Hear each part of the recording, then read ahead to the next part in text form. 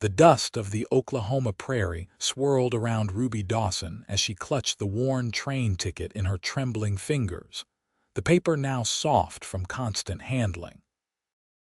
It was October 1885, and at 21 years old, Ruby had lost everything except this single piece of paper, a one-way ticket to Denver that represented both her escape and her last possession after the fire that had claimed her family home and everyone she loved.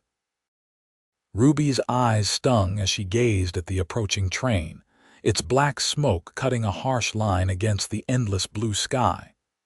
The station at Guthrie was little more than a wooden platform with a small shelter, but to Ruby, it was the threshold between her shattered past and an uncertain future.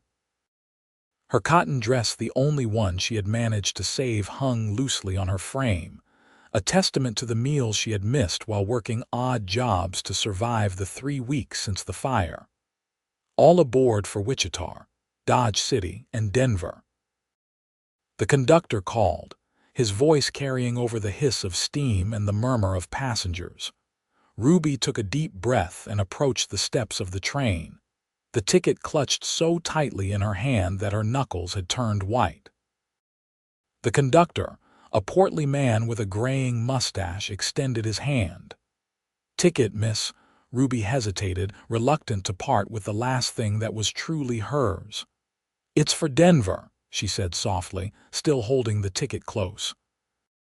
The conductor's eyes softened slightly as he took in her appearance, the hastily mended dress, the single carpetbag containing all that remained of her life, and the shadows beneath her eyes.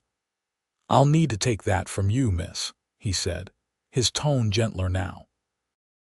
Ruby nodded and slowly extended her hand, the ticket a fragile bridge between them.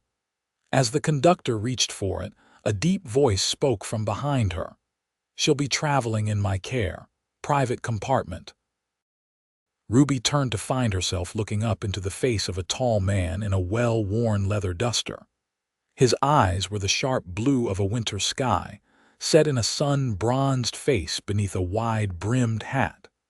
The silver star pinned to his vest caught the sunlight. "Marshal Isaac Zimmerman," he introduced himself to the conductor, though his eyes remained on Ruby. "The lady and I have business in Denver." The conductor nodded deferentially. "Of course, Marshal. Right this way." Ruby found herself being ushered aboard before she could protest, the marshal's hand lightly guiding her elbow. He smelled of leather, horses, and the open prairie, nothing like the coal smoke of the train station or the lingering scent of ash that had followed her since the fire. "I don't understand," she managed once they were seated in a private compartment far nicer than the general car where her ticket would have placed her. Marshal Zimmerman removed his hat, revealing dark hair streaked with early silver at the temples. He was older than she had initially thought, perhaps in his early 30s, with lines around his eyes that spoke of years squinting into the sun. "You're Ruby Dawson, aren't you?" he asked, his voice low enough that only she could hear. "Daughter of Thomas and Alina Dawson." Ruby stiffened, her fingers instinctively tightening around the ticket she still held. "How do you know my name?" "I've been tracking the men who burned your family's farm." His eyes held no pity, only a steady resolve that somehow comforted Ruby more than sympathy would have. "They've left a trail of similar incidents across the territory, and I believe they're headed to Denver. I need your help to identify them." Ruby's breath caught in her throat. "You know who did it. You know who killed my family. I have my suspicions. A gang led by a man called Rattlesnake Reed. They've been terrorizing homesteaders, burning them out when they refuse to sell their land to certain railroad interests." His gaze dropped to the ticket in her hand. "May I?" Hesitantly, Ruby surrendered her ticket. The marshal examined it carefully, running his thumb over the printed destination. "Denver," he said thoughtfully. "Is that where you were planning to start over?" Ruby nodded. "My mother's cousin lives there. I wrote to her after it happened. She offered me a place to stay until I can find work. She didn't mention that her cousin's home was a boarding house for single women, or that the work would likely be as a laundress or seamstress, trades she had little experience with. The marshal handed the ticket back to her. "Keep it," he said, "as a reminder of where you started.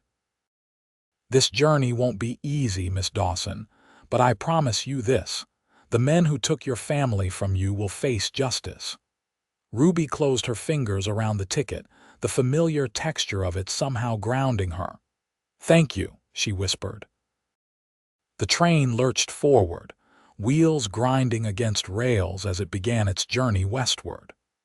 Ruby looked out the window at the diminishing station, watching as Guthrie, the last place she had seen her family alive, faded into the distance. "I don't understand why you need me," she said after a long silence broken only by the rhythmic clicking of the train wheels. "I didn't see their faces. The fire started in the middle of the night." "But you heard them," Marshal Zimmerman replied. "You heard their voices, perhaps caught glimpses of them as you escaped. Memory is a curious thing, Miss Dawson. Sometimes we know more than we realize." Ruby closed her eyes, trying to block out the memories that threatened to overwhelm her: the crackling of flames, her mother's desperate shouts for her to run, her father's final act of courage as he held the door against their attackers long enough for Ruby to flee through the back window. "I don't want to remember," she admitted, her voice barely audible over the train's rhythmic motion.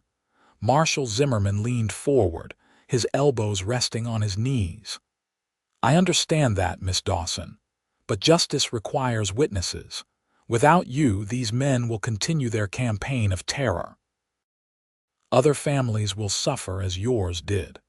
Ruby opened her eyes and met his steady gaze. "If I help you, what happens after, when it's over? That will be your choice. You can continue to Denver, start the life you planned, or—" He paused, seeming to choose his next words carefully. "Or you can consider other possibilities that may present themselves along the way." Ruby studied him, this man who had appeared from nowhere to offer her both purpose and protection. There was something in his manner that spoke of personal experience with loss, a knowledge of grief that went beyond professional sympathy. "You lost someone too," she said quietly. It wasn't a question. A shadow passed across his face. "My wife and son, 5 years ago. Different circumstances, same outcome." "I'm sorry," Ruby said, the words feeling inadequate even as she spoke them.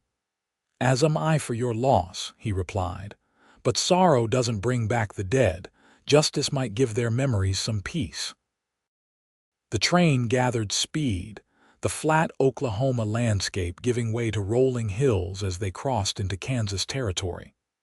Ruby felt a strange calm settling over her, a sense of purpose replacing the numbness that had been her constant companion since the fire. "I'll help you," she said at last. "I'll try to remember what I can." Marshal Zimmerman nodded, a brief smile touching his lips. "That's all I ask." They lapsed into silence as the train continued westward, the rhythmic rocking eventually lulling Ruby into the first peaceful sleep she had experienced in weeks. She dreamed of her family's farmhouse, as it had been before the fire, the vegetable garden her mother had tended so carefully, the workshop where her father repaired harnesses and tools, the oak tree where she had often sat reading during the long summer afternoons. She awoke with a start as the train whistle shrieked, announcing their approach to Wichita. The marshal was no longer seated across from her. His duster and hat were gone from the hook by the door. Panic fluttered in Ruby's chest. Had he abandoned her already? She rose quickly, smoothing her rumpled dress and peering out into the corridor. Relief washed over her when she spotted him speaking with another passenger at the far end of the car, a conversation that seemed tense judging by the set of his shoulders. Ruby sat back down, embarrassed by her momentary fear. The marshal had no obligation to remain by her side every moment. Still, she couldn't help feeling vulnerable without his reassuring presence. When he returned a few minutes later, his expression was grim. "Change of plans," he said without preamble. "We'll be disembarking at Wichita, but Denver isn't safe for you right now." He began gathering his few belongings. "One of Reed's men was on this train. He got off at the last stop, but not before recognizing me. If he reports back to Reed that I'm traveling with a woman, it won't take them long to figure out who you are." Ruby clutched her carpetbag. "How would they know about me? I thought you said they didn't realize anyone survived the fire." "They didn't, but Reed has informants in the territorial government. By now, they'll have learned that Thomas Dawson's daughter escaped and is a potential witness." He handed Ruby her shawl. "We need to disappear for a while." The train began slowing as they approached Wichita Station. Through the window, Ruby could see a bustling town much larger than Guthrie brick buildings lining the main street, horses and wagons creating a constant stream of activity.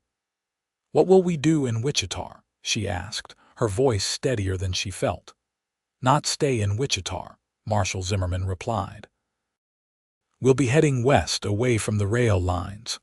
On horseback, the prospect was daunting.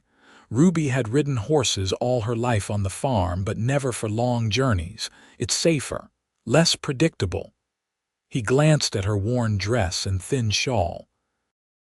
"We'll need to get you some proper traveling clothes first." When the train shuddered to a stop at the Wichita station, the marshal gestured for Ruby to remain seated until most of the other passengers had disembarked.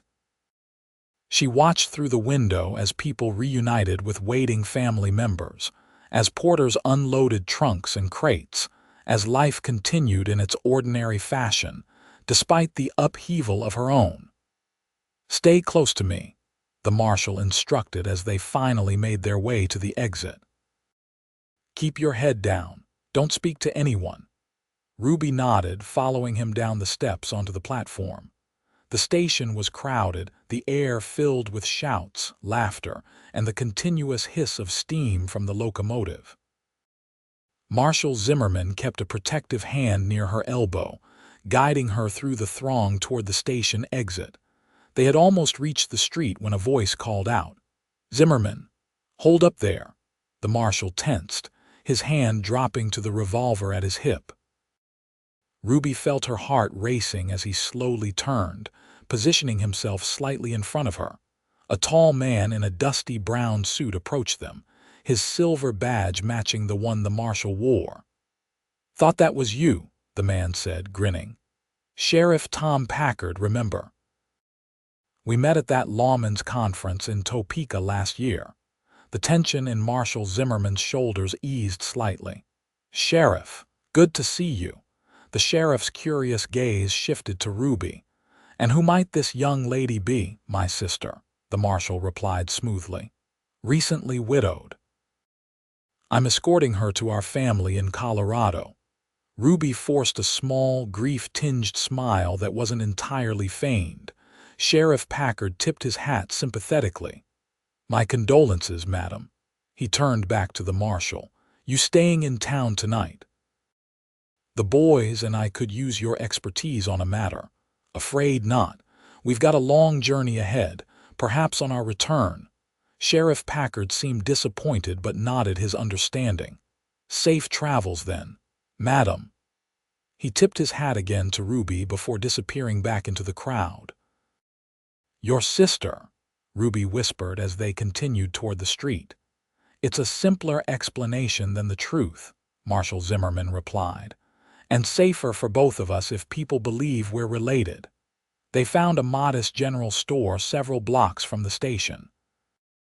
The marshal selected practical items for their journey, a sturdy pair of boots to replace Ruby's thin shoes, a wide-brimmed hat to protect her face from the sun, several yards of durable cotton fabric that the shopkeeper's wife quickly fashioned into 2 simple riding skirts, and a leather jacket that would offer more protection than her worn shawl.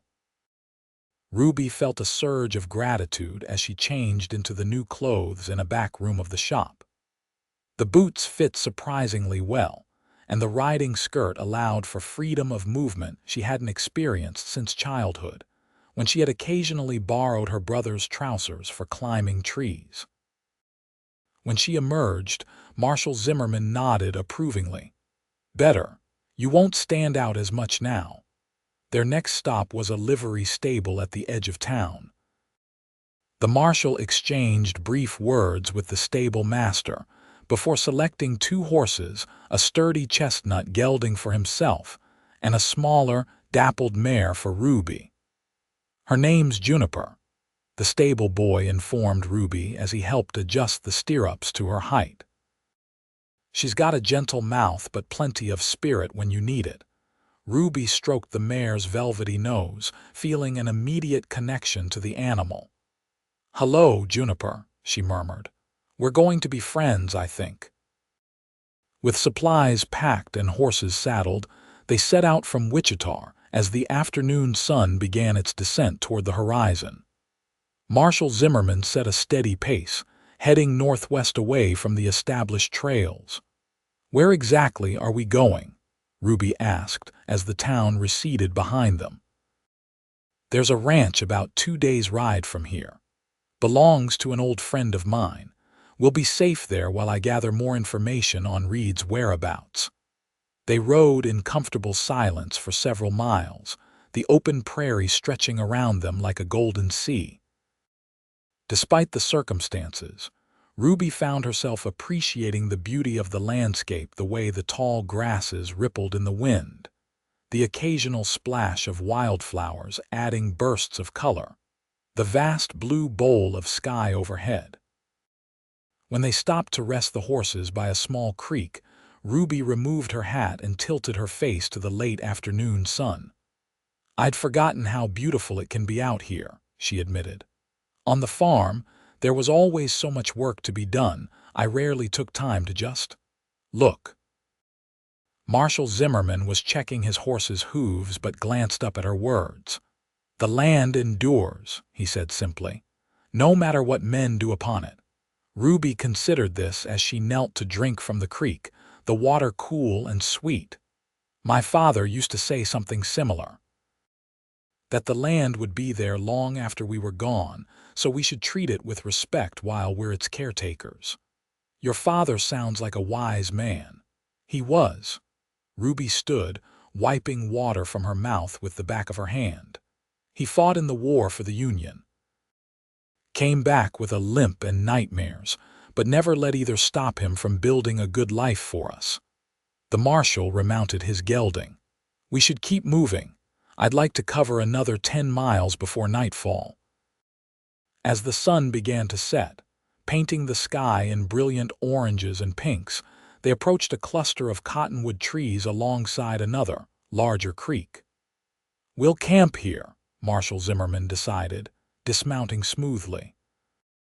He efficiently set about making camp, unrolling bedrolls on opposite sides of a small fire pit he constructed from stones. Ruby, determined not to be helpless, gathered dry wood for the fire and filled their canteens from the creek. The marshal nodded approvingly at her contributions. "You're not afraid of work. That's good." "I grew up on a farm," Ruby reminded him. "I've been working since I was old enough to gather eggs." As darkness fell, they sat beside the small fire eating a simple meal of jerky, hardtack, and dried apples purchased in Wichita. The night was alive with sounds: the gentle rustling of leaves, the chirping of crickets, the occasional hoot of an owl. "You think they're looking for us?" Ruby asked, breaking the comfortable silence. Marshal Zimmerman poked at the fire with a stick. "Not yet. But they will be once they realize I'm investigating them specifically." "What made you suspect them for my family's farm?" "There must have been other fires, other attacks." The marshal's expression darkened. "There were, too many. But yours was different.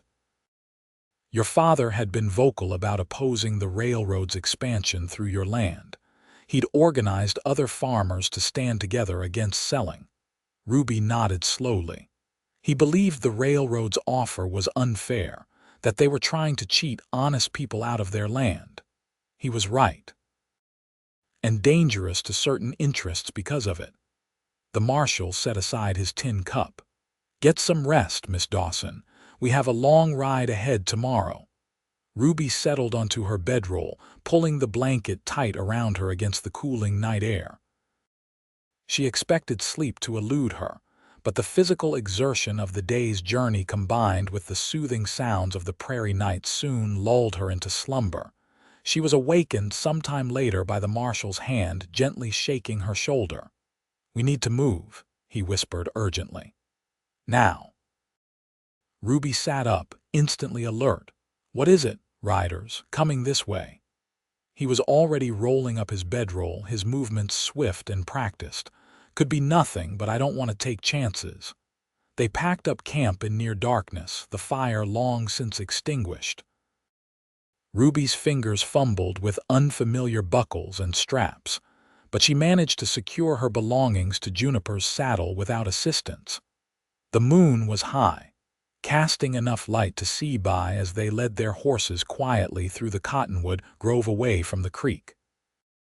Once they were a safe distance from their campsite, they mounted and continued northwest at a brisk trot. "How did you know?"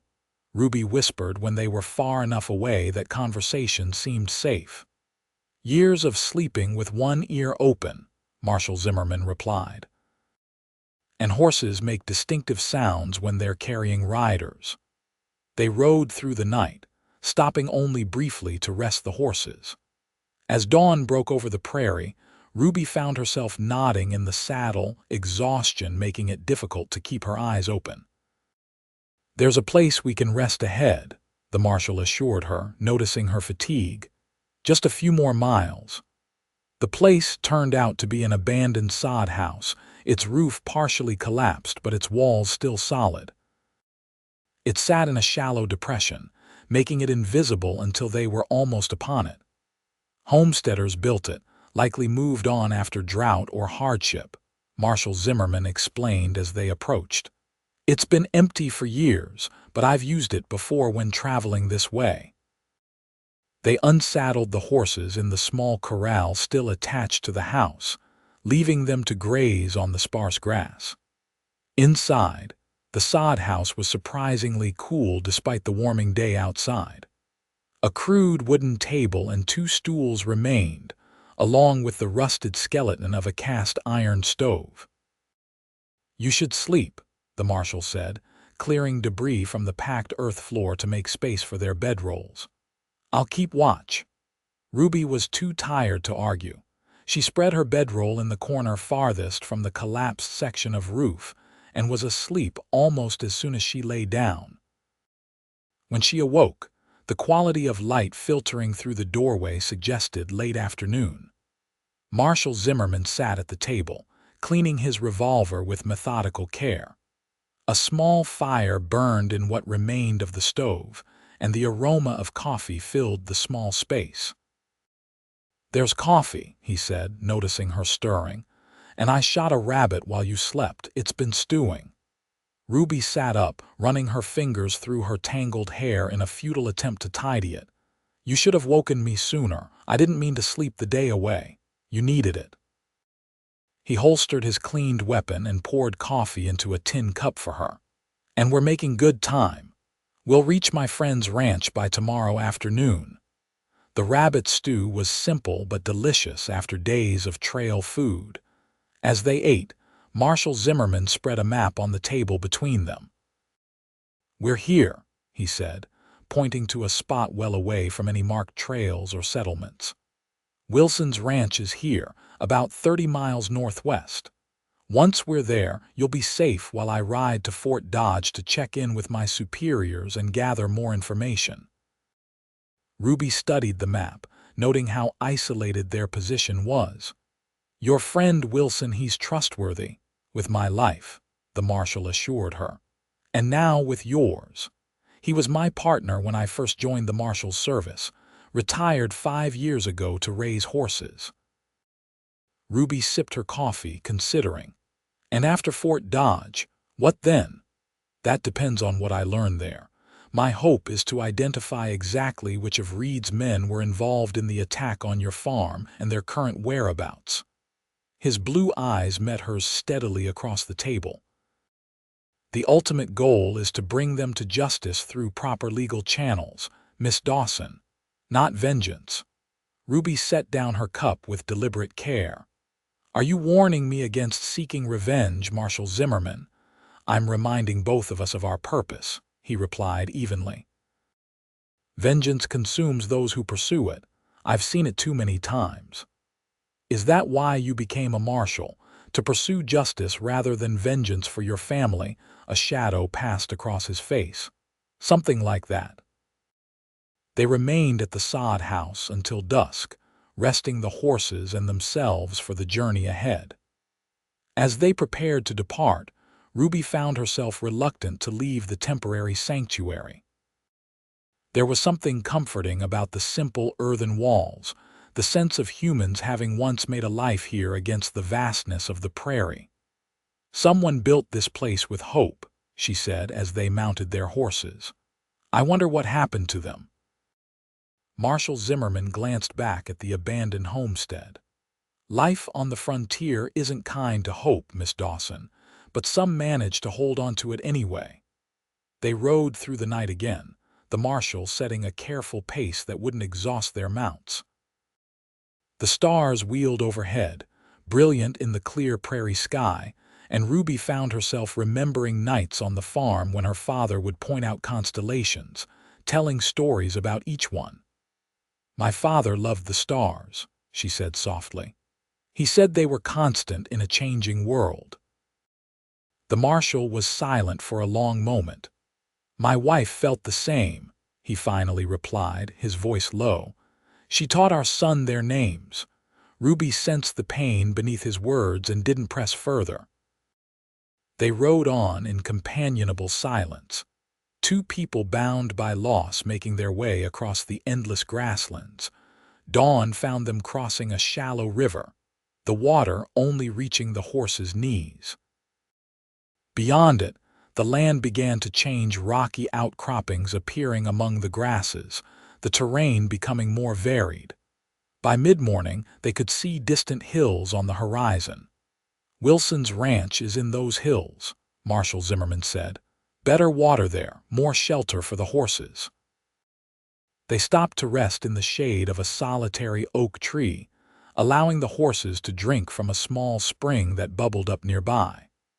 Ruby splashed water on her face, relishing its coolness against her sun-warmed skin.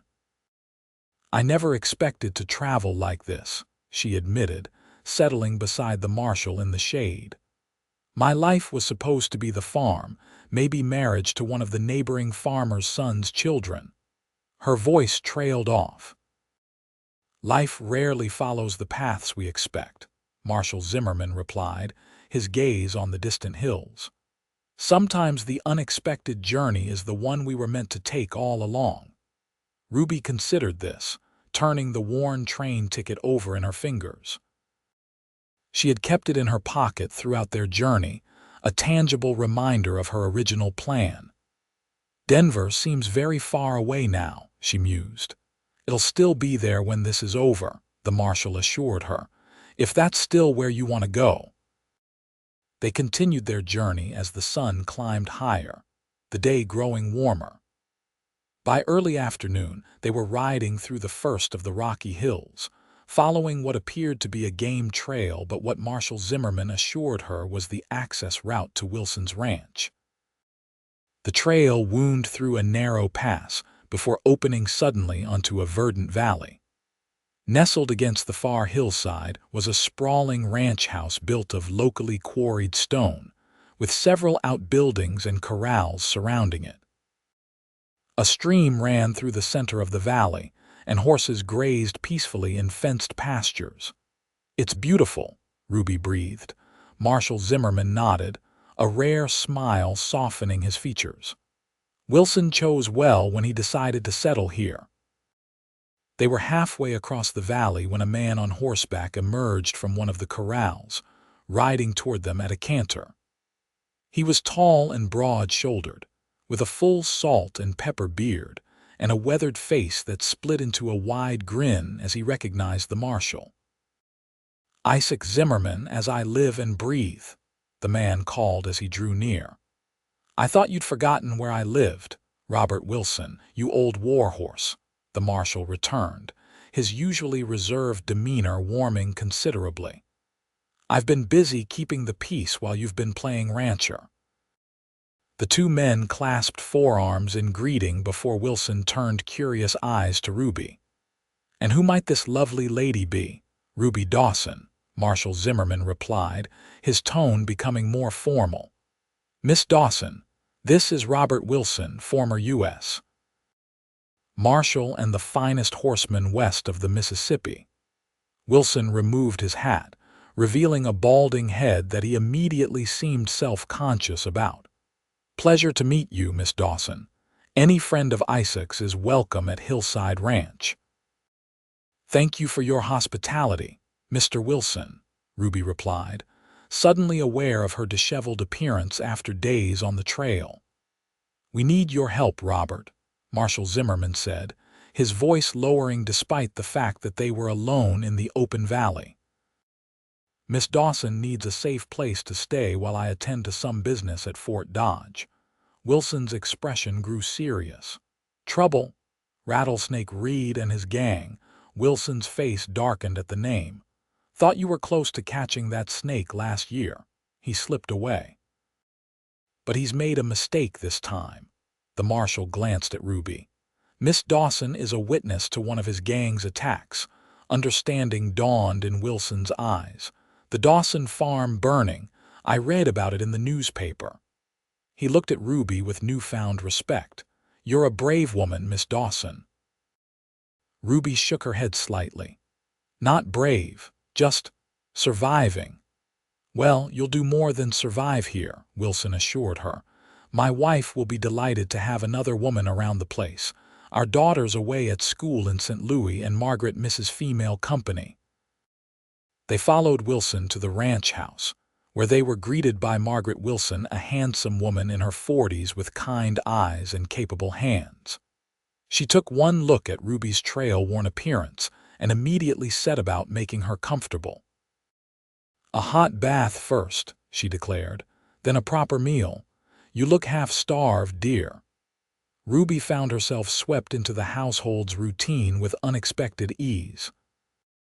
The bath, her first since Wichita, was heavenly, and the clean clothes Margaret lent her, though slightly too large, were a welcome change from her travel-stained attire. Marshal Zimmerman and Robert Wilson were deep in conversation when Ruby joined them in the dining room, but they broke off as she entered. The marshal's eyes widened slightly at her transformed appearance, her copper hair now clean and braided, her face free of trail dust. "Miss Dawson," he acknowledged with a nod. "You look rested." "Margaret's hospitality works wonders," she replied, feeling suddenly shy under his gaze. Dinner was a revelation after days of trail food: roast beef, fresh vegetables from Margaret's garden, biscuits still warm from the oven, and apple pie for dessert. Ruby ate until she couldn't manage another bite, then sat contentedly listening to the men discuss changes in the territory since they had last met. "I'll be leaving at first light," Marshal Zimmerman announced as they finished their coffee. "The sooner I get to Fort Dodge, the sooner we can move forward with building a case against Reed." "How long will you be gone?" Ruby asked, trying to keep the anxiety from her voice. 3 days, perhaps 4, no longer than necessary." His eyes met hers across the table. "You'll be safe here with Robert and Margaret." Later, as Ruby prepared for bed in the comfortable guest room Margaret had prepared, there was a soft knock at her door. She opened it to find the marshal standing in the hallway, hat in hand. "I wanted to ensure you have everything you need before I depart," he said formally. "Yes, thank you. The Wilsons have been very kind." Ruby hesitated, then added, "Please be careful at Fort Dodge. If Reed has informants in the territorial government." "I'll be discreet," he assured her, "and I'll return as soon as I can." Ruby nodded, suddenly aware that she had come to rely on this man's steady presence over their days of travel together. "Good night, Marshal Zimmerman." He seemed about to say something more, then thought better of it. "Good night, Miss Dawson." The marshal was gone when Ruby awoke the next morning, having departed before dawn as promised. Margaret Wilson was sympathetic to Ruby's obvious concern. "Isaac Zimmerman can take care of himself," she assured Ruby as they prepared breakfast together. "I've known him since before he married Emily. He's always been capable, but after losing her and little Michael, he became focused, determined. Nothing distracts him from his duty." Ruby absorbed this information silently, adding details to her mental picture of the marshal. "How did they die?" she asked softly. "His wife and son." Margaret's hand stilled as she kneaded dough for bread. "Influenza. It swept through their town 5 years ago. Isaac was away on martial business. By the time he returned, they were already buried." Ruby closed her eyes briefly, imagining the devastating homecoming. How terrible. "It changed him," Margaret continued, resuming her kneading. "He threw himself into his work after that. Robert says he takes the most dangerous assignments, as if he's got nothing left to lose." The days of the marshal's absence passed slowly for Ruby, despite Margaret's efforts to keep her busy. She helped with household tasks, learned to make Margaret's famous biscuits, and spent hours sitting on the wide porch watching the activities of the ranch. Robert Wilson offered to show her the horses, and she found unexpected joy in helping to groom the beautiful animals. On the evening of the third day, as they sat at dinner with still no sign of the marshal, Robert tried to reassure her. "Isaac knows this country better than most. If he's delayed, there's good reason." "What if something happened to him?" Ruby couldn't help asking. "What if Reed's men found out what he's doing?" "Then he'll handle it," Robert replied confidently. "And if he can't, he knows I'll come looking for him if he's not back by tomorrow night." Ruby slept poorly that night, her dreams filled with images of fire and pursuit. She awoke at dawn and dressed quickly, drawn to the porch by restlessness she couldn't explain. The valley was peaceful in the early morning light, mist still clinging to the stream and rising from the pastures. She was so focused on scanning the trail leading into the valley that she almost missed the movement along the northern ridge, a single rider making his way carefully down a steep path that Ruby hadn't noticed before. Even at a distance, she recognized the marshal's straight-backed posture and the distinctive shape of his hat. Relief flooded through her, followed immediately by concern at his slow pace and the careful way he guided his horse. Ruby hurried to the stables, where one of the ranch hands was already beginning the morning chores. "The marshal is returning," she explained breathlessly. "But I think he might be injured. Can you ride out to meet him?"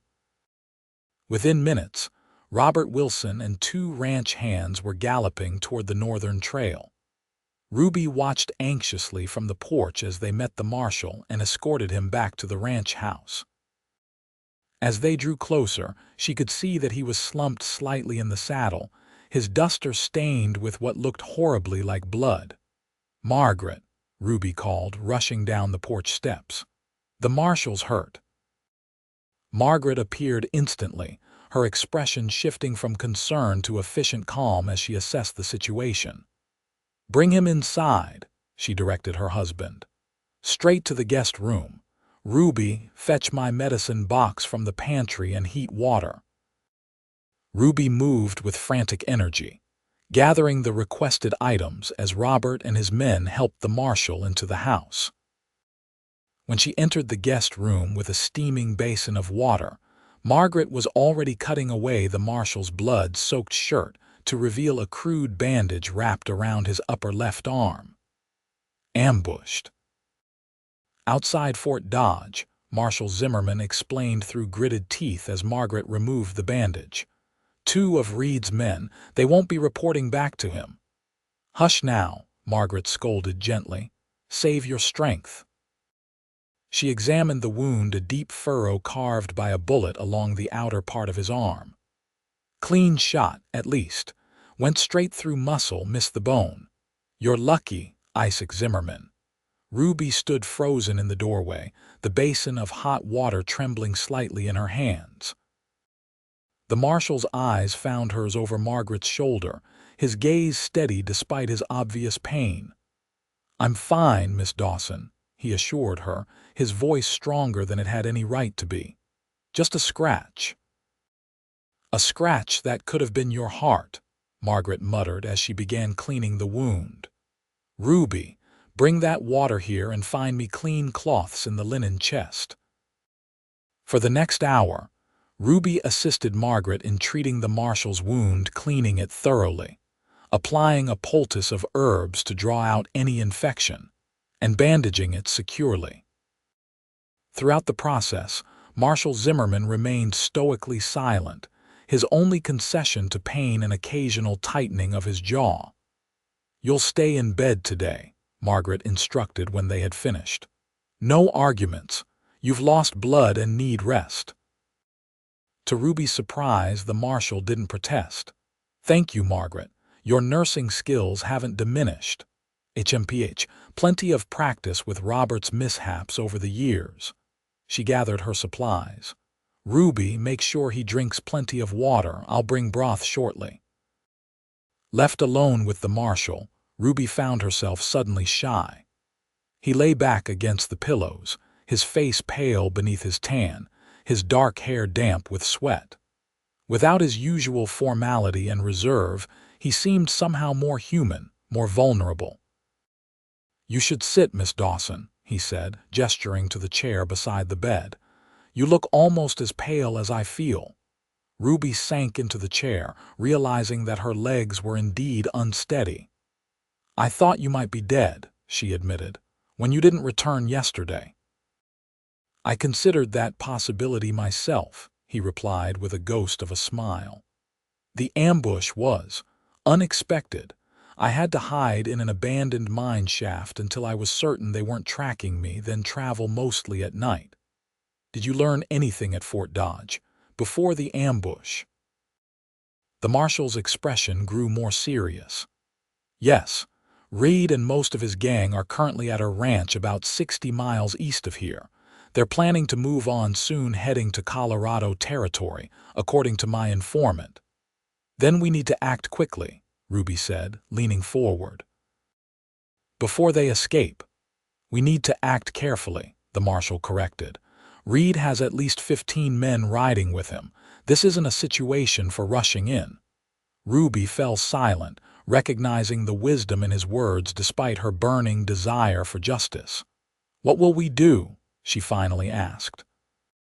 I'll send telegrams to marshals in the surrounding areas, requesting backup. Once my arm is stronger, he glanced down at the bandage with frustration, we'll move toward Reed's location and wait for reinforcements. You'll need to identify the men involved in the attack on your farm, he reminded her. But you'll remain at a safe distance, with Robert to protect you while I lead the arrest party. Ruby nodded slowly, though part of her wanted to insist on a more active role. The marshal seemed to read her thoughts. Your testimony will be what puts them in prison, Miss Dawson. That's your contribution to justice, and it's a crucial one. Over the next 3 days, Ruby found herself spending most of her time in the marshal's company as he recovered. At first, she brought him meals and fresh water, read to him from books in the Wilsons' small library, and listened as he dictated telegrams for Robert to send from the nearest town. As his strength returned, they moved their conversations to the porch, where the marshal could sit in the sunshine and gradually exercise his injured arm. Ruby was surprised to discover how much she enjoyed their discussions, which ranged from literature to philosophy to the changing nature of the frontier. It won't always be like this, Marshal Zimmerman said on the third afternoon. gesturing toward the open landscape beyond the ranch. The wildness is being tamed, for better or worse. My father used to say the same thing, Ruby replied, her hands busy with mending one of her riding skirts. He worried that something essential would be lost when the last of the prairie was fenced and plowed. Your father was a perceptive man. The marshal watched her nimble fingers working the needle. You speak of him with great admiration. He was a good man, Ruby said simply. Strong but gentle. He taught me to read, to ride, to think for myself. My mother thought he was ruining my prospects for marriage by educating me so thoroughly, but he insisted that a sharp mind was an asset, not a liability. He was right. The marshal's blue eyes held a warmth that made Ruby's cheeks flush slightly. Your intelligence has been evident from the moment we met. The conversation might have continued in this personal vein if Robert Wilson hadn't chosen that moment to return from town, riding hard up the trail to the ranch house. Isaac, he called as he dismounted, responses to your telegrams. 3 marshals are converging on the meeting point you suggested, arriving within 2 days. Marshal Zimmerman rose, all business once more. Then we need to depart tomorrow at first light. He flexed his injured arm, which was healing well under Margaret's care. I can ride. That evening, preparations for their journey were made with quiet efficiency. The marshal and Robert discussed routes and contingencies while Margaret packed food and medical supplies. Ruby found herself checking and rechecking her own sparse belongings, her mind racing with anticipation and fear. As darkness fell, she stepped outside for a moment of solitude, gazing up at the star-filled sky. The immensity of it brought a measure of peace, reminding her of her father's words about constancy amid change. Couldn't sleep. The marshal's voice came softly from the shadows of the porch. Ruby turned, not entirely surprised to find him there, just thinking. He moved to stand beside her, close enough that she could feel the warmth radiating from him in the cool night air. Second thoughts. No, she replied honestly, just preparing myself for whatever happens. You've shown remarkable courage throughout this ordeal, Miss Dawson. Ruby, she said suddenly. Please, after all we've been through, you might call me Ruby. In the moonlight, she saw a brief smile touch his lips. Ruby, he repeated, the name sounding different in his deep voice. Then you must call me Isaac, at least when we're not in formal company. Isaac, she tried, finding she liked the way it felt to speak his given name. I'm not especially courageous, you know. I'm often terrified. Courage isn't the absence of fear, he said quietly. It's continuing despite it. They stood in companionable silence for several minutes, watching the stars. Ruby was acutely aware of his presence beside her, of the strange journey that had brought them together, of the uncertain future that awaited them after Reed was captured. What will you do? She asked finally. After this is over, Isaac considered the question. Continue my work, I suppose. There are always those who need the law's protection. He glanced at her. And you? Will you still go to Denver? Ruby touched the train ticket in her pocket, her talisman, her reminder. I don't know any more, she admitted. That plan belongs to a different version of me, the person I was before the fire. And who are you now? The question hung between them, profound in its simplicity. Ruby looked up at him, finding his eyes intent upon her face. I'm still discovering that, she said softly. For a moment, she thought he might reach for her hand, might bridge the small physical distance between them as they had gradually bridged the emotional one. Instead, he nodded slightly and stepped back. We should rest, he said, his tone returning to its usual formality. Tomorrow will be demanding. Ruby felt a flicker of disappointment quickly suppressed. Yes, of course. Good night, Isaac. Good night, Ruby. They departed the ranch shortly after dawn. A small party consisting of the marshal, Ruby, Robert Wilson, and two of Robert's most trusted ranch hands. All were well armed and mounted on fresh horses, with Ruby riding her now familiar Juniper. Their route took them east through increasingly rough country rocky hills giving way to deep ravines and stands of scrubby pine. By midday, they had reached what the marshal referred to as the observation point, a ridge overlooking a broad valley where a substantial ranch stood beside a small creek. "Reed's current headquarters," Isaac explained as they dismounted and concealed the horses in a thicket. "From here, we can watch their movements while remaining unseen." Through Isaac's field glass, Ruby could make out several men moving about the property, some tending horses in the corral, others lounging on the porch of the main house. Her heart pounded painfully in her chest as she studied each figure, searching for anything familiar. "You recognize anyone?" Isaac asked, his voice deliberately calm. Ruby shook her head initially, then froze as a tall man with a distinctive red kerchief emerged from the barn. "Him," she whispered. "The one with the red cloth around his neck. I saw him through the window just before the fire started. He was giving orders to the others." Isaac took back the field glass, focusing intently. "That's Calvin Hicks, Reed's second in command. If he was present at your farm, then Reed almost certainly ordered the attack personally." They maintained their observation throughout the afternoon, with Robert and his men establishing a small camp in a sheltered draw while Isaac and Ruby continued to watch the ranch. As the sun began to set, activity at the ranch increased, more men appearing from outbuildings, horses being saddled. "They're preparing to move," Isaac concluded, his expression grim. "Sooner than I expected. We can't wait for the other marshals. What will you do?" Ruby asked, fear clutching at her throat. "Robert and I will ride to intercept the nearest backup. Marshal Jenkins should be approaching from the south. We'll try to delay Reed's departure if possible." He turned to her, his expression deadly serious. "You'll stay here with Jim and Charlie. If anything goes wrong, they'll get you safely back to Wilson's ranch." Ruby wanted to protest, but recognized the logic of his plan.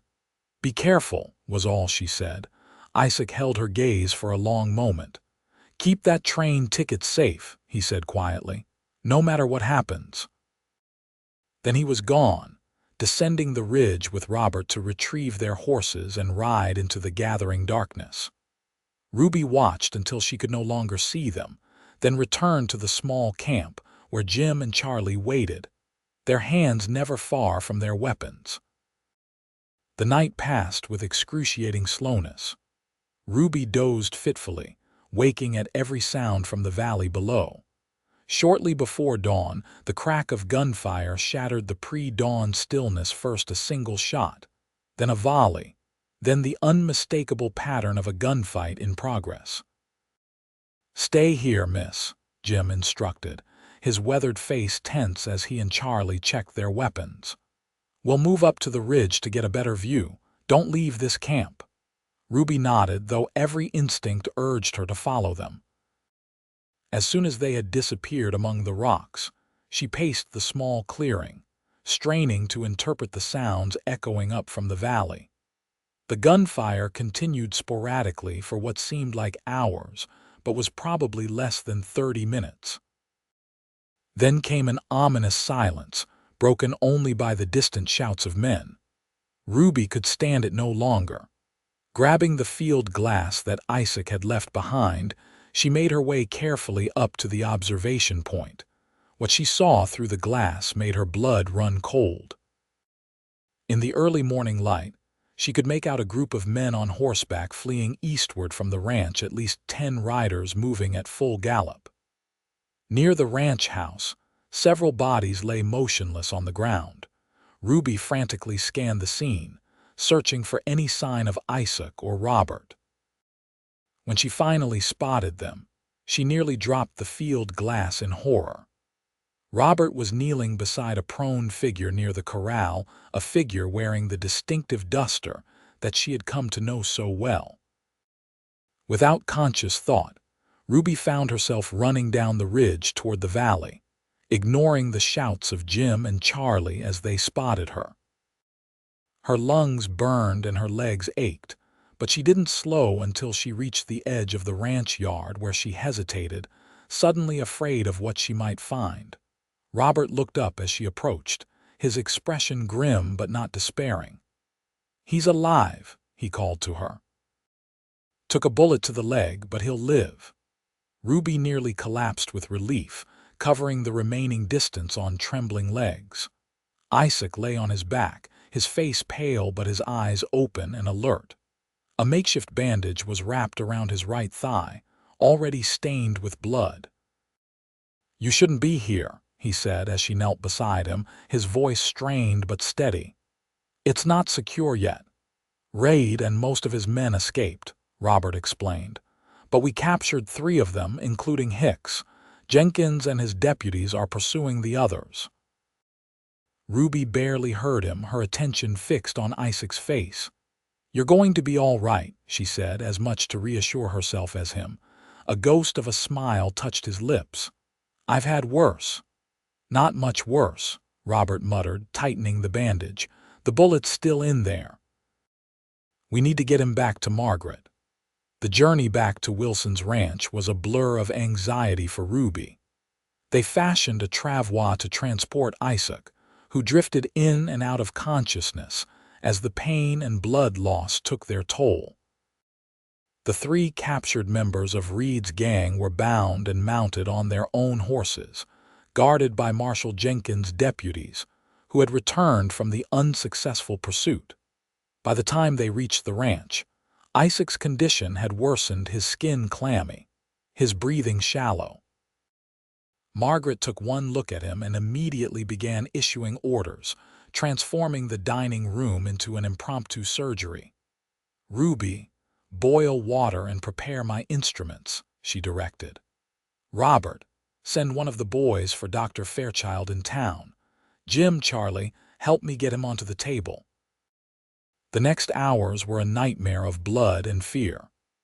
Margaret, who had assisted the local doctor many times, knew how to extract a bullet, but the procedure was agonizing for Isaac, despite the whiskey they used to dull his pain. Ruby held his hand throughout, her own pain mirrored in the tears that streamed silently down her face.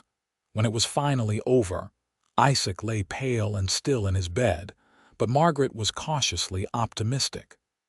The bullet didn't hit an artery or bone. If infection doesn't set in, he should recover. For 3 days, Ruby barely left his side, sleeping in the chair beside his bed and waking at his slightest movement. She bathed his brow when fever came, changed his bandages, coaxed him to drink broth and water. Margaret watched with knowing eyes but said nothing about Ruby's devotion. On the 4th day, Isaac's fever broke, and he awoke fully lucid for the first time since the shooting. Ruby was dozing in the chair when his voice, weak but clear, roused her. "You're still here." She blinked awake, finding his blue eyes focused on her face. "Of course I'm still here," she replied, reaching for the water glass beside the bed. "Where else would I be?" He accepted the water gratefully, his hand brushing hers as she helped him drink. "Denver, perhaps. Reed is finished. Hicks has confessed to the attack on your farm, implicated Reed as the one who ordered it. The territorial prosecutor says your testimony combined with his confession will be enough for a conviction." Ruby set down the glass, studying his face. "You think I would leave before knowing you were recovered?" Something flickered in his eyes, vulnerability perhaps, or hope. "You have your own life to rebuild, Ruby. Your train ticket is just a piece of paper," she finished for him. "A reminder of where I started, like you said. Not a map of where I'm going." "And where are you going?" he asked softly. Ruby took a deep breath, gathering her courage. "I don't know yet, but I've been thinking. The journey matters as much as the destination. Isaac reached for her hand, his fingers warm against hers despite his weakness. "And has our journey together meant something to you?" "Everything," she admitted, her voice barely above a whisper. "It's meant everything." The smile that spread across his face was unlike any she had seen from him before, unguarded, full of a joy that transformed his features.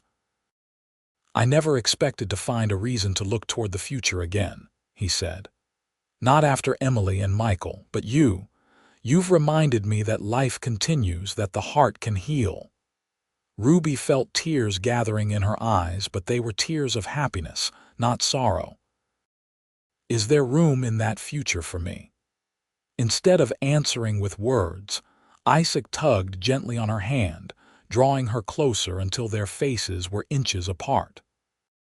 His kiss was tender, a question as much as an answer, and Ruby responded with all the emotion she had held in check during their weeks together. When they finally parted, Isaac touched her cheek gently. "I love you, Ruby Dawson. I think I have since that day at the train station when you clutched that ticket like it was your last hope." "It wasn't my last hope," she replied, smiling through her tears. "You were." 6 months later, Ruby stood on the porch of a modest house on the outskirts of Wichita, watching as Isaac dismounted from his horse after returning from his circuit. His leg had healed well, though he still walked with a slight limp in cold weather. Raid and his gang had been tried and convicted, with Ruby's testimony proving crucial to the case, and justice had been served as Isaac had promised. As he climbed the steps to the porch, Ruby held out her hand to him, the worn train ticket resting on her palm. "I've been thinking about framing this," she said, "to hang in the parlor as a reminder." Isaac took the ticket, studying it thoughtfully before tucking it into his pocket. "I have a better idea," he said, drawing her into his arms. "Let's use it." Ruby looked up at him in confusion. "Use it?" "It expired months ago." "I'll buy new tickets," he explained, his eyes twinkling with secret delight. "To Denver, for our honeymoon. Margaret tells me it's beautiful in the spring." Ruby's heart seemed to stop, then race ahead. "Honeymoon." Isaac reached into his other pocket and withdrew a small velvet box. "I had planned a more elaborate proposal, but now seems like the perfect moment." He opened the box to reveal a simple gold ring set with a small pearl. "Ruby Dawson, will you marry me? Will you build a new life with me, knowing where we started but focusing on where we're going?" Ruby's answer was in her kiss, in the tears of joy that fell as Isaac slipped the ring onto her finger, in the embrace that held the promise of all their tomorrows. That night, as they sat together on the porch swing watching the stars emerge in the darkening sky, Ruby rested her head on Isaac's shoulder. "You know what my father would have said about all this," she murmured. "What's that?" Isaac asked, his arm warm around her shoulders. "That sometimes life's hardest journeys lead us exactly where we need to be." Isaac's kiss was tender against her temple. "Your father," he said softly, "was a very wise man." And as the stars wheeled overhead, constant in their ancient patterns, Ruby held her future in her hands, not a train ticket this time, but the love of a good man and the promise of a life richer than any she could have imagined. When she stood alone on that distant platform, with nothing to her name but a single scrap of paper and the courage to begin again,